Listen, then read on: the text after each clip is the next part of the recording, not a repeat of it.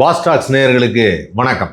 அதாவது இன்னைக்கு சமீபத்தில் நடந்துட்டு இருக்கிற சில நகைச்சுவையான விஷயங்களும் சரி, அதே சமயத்தில் மனசுக்கு வருத்தம் தர விஷயங்களும் சரி, எதுவாக இருந்தாலும் மதிப்பிற்குரிய உமாபதி அண்ணனை சந்தித்து அவரோட ஒரு கலந்துரையாடல் பண்ணுறது வழக்கம். வணக்கண்ணே. வணக்கம். எப்படின்னு இருக்கீங்க? நல்லா இருக்காங்க. ஏடிஎம்கேலேருந்து சில பேர் வந்து ஜாயின் பண்ணுறாங்க. இல்லை விஜய் பாஸ்கர் வந்து ஜாயின் பண்ணியிருக்காங்க. அது தூய்மையான அரசியலுக்காக அவங்க சேர்த்துருக்காங்க. செய்யக்கூடாதா? லஞ்சலாவணியம். அதுக்கு முன்னாடி இதை கேட்டுறேன். இந்த கல்லாப்பட்டி கூட்டணின்னு சொல்லி விஜய் தானே கிண்டல் பண்ணாரு. இந்த மற்ற எல்லாரும் வந்து கல்லாப்பட்டி கூட்டணி அப்படின்னு. இப்போ எல்லா கல்லாப்பட்டியும் இவரோட கட்சியில் வந்து அதான் என் கூட வந்தீங்கன்னா நீங்கள் நல்லவன், மித்தவங்க கூட போனீங்கன்னா நல்லது இல்லை. அதனால தான் அந்த கல்லாப்பட்டி கூட்டணி. ஆமாம், மற்றபடி வேறு எதுவும் வேறு என் கூட வந்துரு, நல்ல பெட்டி கூட்டணி ஆயிரும். நல்ல பெட்டி கூட இருந்தேன்னா கல்லாப்பட்டி கூட்டணி ஆயிரும். ஓ, அது கல்லாப்பட்டி, இது நல்ல பெட்டி. இது தூய்மையான ஆச்சு. இது இப்போ விஜய் பாஸ்கர் எல்லாம் 3 டைம் குளிக்க ஊற்றிருக்காங்க புனித நீரால். இது அங்கே இதில் ஆஃபீஸ்க்கு வர்றதுக்கு முன்னாடி 3 டைம் குளிச்சிருக்காங்க. அந்த மீண்டும் மீண்டும் வா பாடு பார்த்துருக்கீங்களா? மீண்டும் மீண்டும் வா. இது ஐயோ, அந்த நடிகை பேர் என்ன? ஐயோ, அந்த நடிகை பேர் ஒன்று இருக்கு. பால் நிலா ராத்திரி பாவையோ மாதிரி அழகு ஏறாலும் அதிலும் தாராளம். 2 விஜயபாஸ்கரை குளத்துல குளிக்க ஊற்றி எல்லாத்தையும் அந்த தூய்மைப்படுத்தி ஃப்ரெஷ்ஷாக்கி இனி பாருங்க, நாளையிலேருந்து லஞ்சம்ன்ற வார்த்தையே தமிழ்நாட்டில் ஏற்கனவே இல்லை. விஜய் ஆட்சிக்கு வந்த அடுத்த நாளே வந்து ஸ்டேஷன்லாம் காசே வாங்க தெரியுமா அவங்க? ஆகவே இல்லை. நல்ல விஷயம். வீட்டில் கூட ஏதாவது எவனா கொடுத்தானா கூட எடுத்துகிட்டு ஓடிடு அப்படின்னு. அதெல்லாம் வந்து 2026 எலெக்ஷனுக்கு முன்னாடி, 2026 எலெக்ஷனுக்கு பின்னாடி என்னை வந்து நீ இது மாதிரி வராதை. சில்லறை வாங்கினா கூட 500 நோட்டை என் கண்ணில் காட்டான் இன்ஸ்பெக்டர் அன்னைக்கு. பக்கத்தில் ஒரு ஸ்டேஷனுக்கு 500 வையா, முதல்ல காசை வையா, ஸ்டேஷனுக்குள்ளெல்லாம் பணத்தை எடுத்துகிட்டு வராது. சம்பளம் வாங்கினே ஏடிஎம் கார்டில் கொடு, இல்லை கூகுள் பேயில் கொடுத்துட்டு போயிட்டே இருக்கீங்க, வரக்கூடாது யாருமே. கூகுள் பேவா? ஆமாம், அதை செலவு பண்ணிங்க, ஸ்டேஷனுக்குள்ளே காசு வரும். ஏன்னா விஜய் ஆட்சி தூய்மை ஆச்சுல. ஆச்சு நம்ம தாசில்தார்கள், அரசு ஊழியர்கள், அரசு அதிகாரிகள் யாருமே இந்த லஞ்சன்றதை இங்கே கொண்டு வராதிங்க. அதான் ஒருத்தர் சொன்னார், நம்மளும் நேரில் பார்த்தது தான். 80கள் எண்டில் போலீஸ் எப்படி லஞ்சம் வாங்குவாங்கன்னா, ஒரு ஸ்டேஷனில் ஒரு பிரச்சனை நீங்கள் போகிறீங்கன்னா, இதெல்லாம் பேசிக்கும்போது இப்போ ஸ்டேஷன் டீ சொல்லு, ஒரு 6 டீ சொல்லுங்க, இதுதான் லஞ்சம். இல்லைனா ஒரு பேனாவும் ஒரு பேப்பர் வாங்கிட்டு வாங்க. ஒரு கொயர் பேப்பரும் பேனா. ஆமாம், கேள்விப்பட்டீங்களா? கேள்விப்பட்டேன். பாஸ்போர்ட் வெரிஃபிகேஷனுக்கெல்லாம் முன்னாடிலாம் அதை சொல்லியிருக்காங்க. போனவுடனே தம்பி உங்கள் பேர் தானே, சரி போய் பக்கத்து கடையில் போய் ஒரு பேப்பரு, ஒரு பால் பாயிண்ட் பேனா வாங்கிட்டு அப்படியே வரும்போது அந்த கடையில் ஒரு 5 டீ சொல்லிட்டு வந்துரு, ஸ்டேஷனுக்குன்னு சொல்லிட்டு வந்துடுங்க, காசை கொடுத்துட்டு வந்துருங்க. அதுக்கப்புறம் அந்த பேப்பரை மொத்தமாக ஒரு 10 பேர்கிட்ட 10 பேர் வாங்கி என்ன பண்ணுவேன், என்ன பிரிண்டிங் மிஷினை வச்சு ஓட்ட முடியும், அதை கொண்டு போய் அதே கடைக்காரன்ட்ட கொடுத்து இந்த காசு வாங்கிட்டு வந்தாங்க. அவ்வளோ நேர்மையாக இருந்தாங்க. ஏதோ கொடுத்தது போதும், டீ வாங்கி கொடுத்தாங்கன்னா போதும் அப்படின்றது. இல்லை 10 பேர் பேப்பர். ஆமாம், என்ன பண்ண முடியும்? எத்தனை மனு தான் எழுதுவீங்க? ஒரு கொயரை மட்டும் வச்சு 9 பேரை விற்றுருவாங்க அன்றைக்கி சாயந்தரம். ஸோ இப்படி இருந்தது வந்து வஞ்ச ஊழலில் திளைத்து ஷேரிங் கட்டிங் அளவுக்கு போயிட்டாங்க. 1 கோடி ரூபா சொத்துன்னா 15% 15 லட்ச ரூபா இங்கே வந்துட்டாங்க. அந்த ரேஞ்சுக்கு போயிடுச்சு. ஆனால் இப்போ திருப்பியும் டோட்டலாக விஜய் வந்ததுக்கப்புறம் டிராஃபிக்லாம் வந்து சான்ஸே பிடிச்சா ஃபைன் தான். ஆமாம், நேர்மையாக 100 200 எடுத்தீங்கன்னா கையை வெட்டிட கூட சொல்லுங்க. ஒரு டிராஃபிக் பிசிலாம் பெரிய அருவாலே வச்சுருக்காங்க.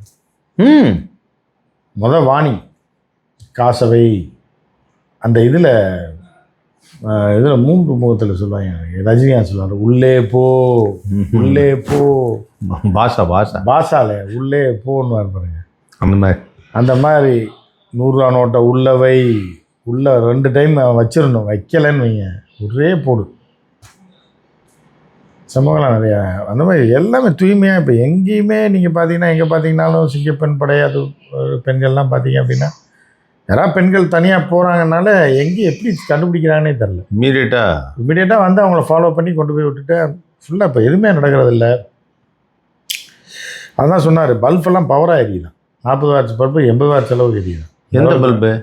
வீட்டில் போட்டிருக்க பல்பு தான். ஓ, பவர் சப்ளை அந்த அளவுக்கு கரண்ட்டு ஃபோர்ஸாக இருக்குது.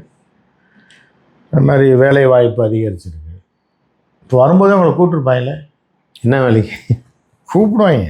இப்போ நீ காரில் வந்து 100 நாள் வேலை திட்டத்தை வந்து 125 நாள்னு சொல்லி அந்த திட்டம் வந்துருக்குது. அதை தான் அது நிறைய அதில் வந்து சலுகை. ஆனால் எவ்வளோ தருவாங்கண்ணே ஒரு நாளைக்கு? அதான் ஒரு நாளைக்கு 100 தருவாங்க. 100 நாள் வேலை திட்டத்தில் எவ்வளோ தருவாங்க? 200 300 தருவாங்கன்னு நினைக்கிறேன். அதில் அவங்க ஆட்டையே போட்டுருவாங்க. இப்போ விஜயாட்சி வந்ததுனால தூய்மையாயிடுச்சு, யாருமே காசை தொடவே மாட்டாங்க. ஆனால் என்னென்னா மத்திய அரசு இவங்கிட்ட தலையில் 40% கட்டிட்டாங்க. திமுக ஆட்சி இருக்கிற வரைக்கும் 10% மாநில அரசு, 90% மத்திய அரசு கொடுத்துக்கிட்டு இருந்தது. இப்போ இவங்க வந்தவொடனே 40% இவங்க கொடுக்கணும். இப்போ 60% அவங்க கொடுப்பாங்க. எவ்வளோ அருமையான ஆட்சியில் நல்லா இருக்கு. நம்மளுடைய சம பங்கு வேணும்ல, வேணும்ன்ட்டு அவங்க எல்லாம் வாங்குறாங்க. 60-40 இருக்கும். 60-40 கொடுத்துட்டு இது பண்ணிக்காங்க. அதே மாதிரி நீங்கள் வந்து 15 நாள் வரைக்கும் உங்களுக்கு வேலை கிடைக்கல அப்படின்னா, வேலை தரலைன்னா 100 நாள் வேலை இருக்கிறதுல நீங்கள் போய் கம்ப்ளைண்ட் பண்ணிங்கன்னா உடனே வேலை கொடுப்பாங்க. ஆமாம். ஆனால் அந்த 15 நாள் உங்களுக்கு வேலை தர மாட்டாங்கன்றது தான் அர்த்தம். அதாவது விண்ணப்பிச்சுட்டு ஐயான்னு சொல்லி கெஞ்சி கேதி போய் நின்னீங்கன்னா நாளைக்கு ஒரு நாள் பாரு. ஏன்னா சட்டப்படி நிறையா மாற்றுறாங்க. இந்த மாதிரிலாம் பண்ணி ஊழல் சுத்தமாக ஒழிஞ்சு போச்சு. எங்கேயுமே ஊழல்.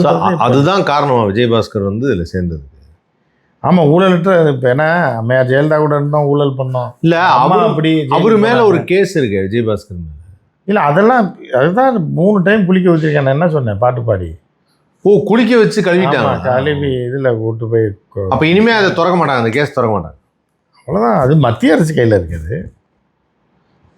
இவங்க மத்திய அரசுக்கு இணையாக தானே இருக்காங்க. அதாவது நல்ல ஒரு இருக்காங்க, அதனால் விட்டுருவாங்க. ஏதாவது பிரச்சனை பண்ணால் தூக்கிடுவாங்க.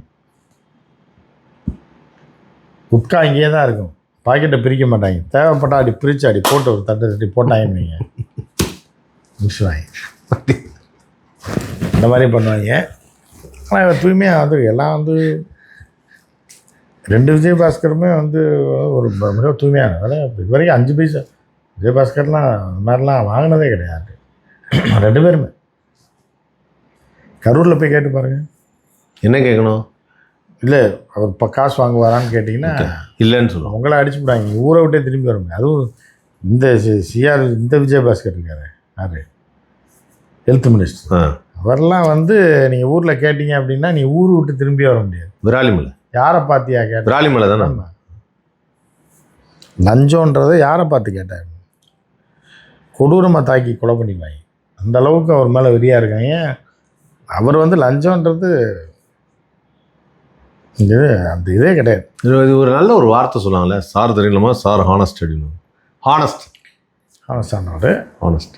இப்போ அதுவும் ஹானஸ்ட் ராஜோட வேறு சேர்ந்துட்டார். யார் ஹானஸ்ட் ராஜ்?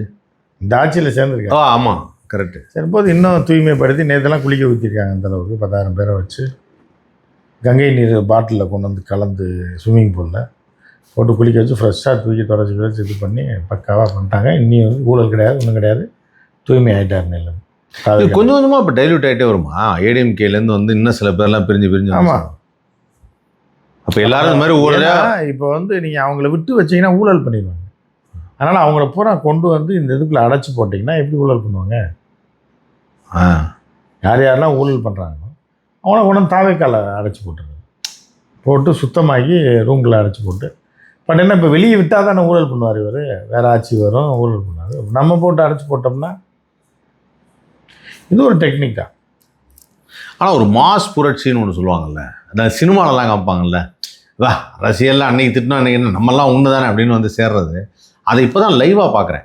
லைவாக பார்க்குறதுனா ஏடிஎம்கேலேருந்து சேர்றாங்க, மதிமுக சேர்றாங்க, கம்யூனிஸ்ட் சேர்றாங்க, இந்தியன் முஸ்லீம் லீக் சேர்றாங்க. எல்லோரும் நாங்கள்லாம் வந்து இவ்வளோ நாள் இருந்துட்டோம். ஒவ்வொருத்தராக வந்து அவங்க பேட்டி எவ்வளோ பெரிய டுபா கூட இருந்துருப்பாங்க பாருங்க. இவ்வளோ நாள் துரோகம் பண்ணிட்டு ஒரு கூட்டணியில் இருந்துட்டா இவங்களெல்லாம் நம்பி என்ன பண்ண முடியுன்ற ஒருத்தர் இருக்குல்ல. எவ்வளோ பெரிய டுபா கூட இருந்தால் அந்த இதுலேயே இருந்துட்டு அந்த கூட்டணியிலேருந்து பிரச்சாரம் பண்ணி அவங்ககிட்ட பேரம் பேசி சீட்டை வாங்கி ஜெயிச்சு விட்டு எல்லா பேருமே ஒரே இதில் பண்ணுறாங்கன்னா அப்போ எவ்வளோ பெரிய துரோகிகள் நினச்சி பாருங்க, எவ்வளோ பெரிய டுபாக்கூர்கள் நினச்சி பாருங்க. துரோகிகள். இப்போ எனக்கு ஒரு கேள்விக்கு ஒரு விடை கிடைக்குது. ஏன் வந்து அந்த எப்படி இருப்பான் ஒரு மானம் உள்ளவன் என்ன இருப்பான்? 2 வீலரில் வந்துடுங்க, ஒருத்தனோட சண்டை வந்துருச்சு, அங்கேயே சப்பு சப்புன்னு அடிக்கிறத விட்டுவிட்டு உங்களை அடிச்சுக்கிட்டான். அடுத்த செகண்ட் என்ன பண்ணுவீங்க? கையை நீட்டிட்டானே நீங்கள் ஒரு 2 இழுப்பு இழுப்பீங்க. அதை விட்டுட்டு அவன்கிட்ட அடி வாங்கிட்டு வந்து 3 மாதம் கழிச்சு, ஒரு 3 மாதத்துக்கு முன்னாடி உங்கள் ஆஃபீஸ்க்கு வந்தேன்ல, அப்போ ஒருத்தன் சண்டையில் தான் என்கிட்ட ரொம்ப இன்றைக்கி அவனை அடித்து மண்டையிடலாம் உடச்சி காலி பண்ணுறேன்னு எப்படி இருக்கும்? அவனே மறந்துருப்பாங்க. இதுதான் நீங்கள் பண்ணுறது. அன்னைக்கு ஊழல் நடந்துச்சான், ஆனால் இவங்க கூடயே இருந்தாங்களாம், பொத்திக்கிட்டு எல்லாத்தையும் இது பண்ணிகிட்டு இருந்தாங்களாம். அப்புறம் வந்து இன்னொருத்தர் ஜெயிச்சிட்டாராம், அவர் பதவியெல்லாம் தரேன்னாராம், அவர் கூட போய் இவங்க ஊழல்வாதின்றாங்க. எப்படி அந்த மாதிரி மாறிடும். இப்படி தான் போயிட்டு இப்படியும் தமிழகத்தில் ஒரு பெரிய புரட்சி இருக்கு. இவங்க எல்லாரும் இதே ஒரு புரட்சி தானே. ஆமாம், இவங்க எல்லாரும் சேர்ந்து ஒரு நல்ல கம்யூனிஸ்டுகள் இருக்கும்போது பெரிய புரட்சி. இந்த மாவு புரட்சிக்கு அப்புறம் இதுதான் இப்போ நடக்க போகுது தமிழ்நாட்டில். பிரித்து மேய போகிறாங்க தமிழ்நாட்டில்.